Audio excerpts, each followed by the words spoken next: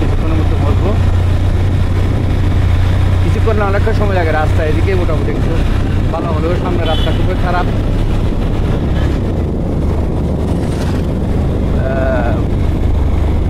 সামনে প্রায় 10 কিলোমিটার রাস্তা, একদম ইটের রাস্তা হলো একদম বাগাছড়া। এদিকে হচ্ছে দারুণ একটা সুন্দর লাগছে, একদম নির্জন পাহাড়, মাঝে মাঝে একটা পায়ে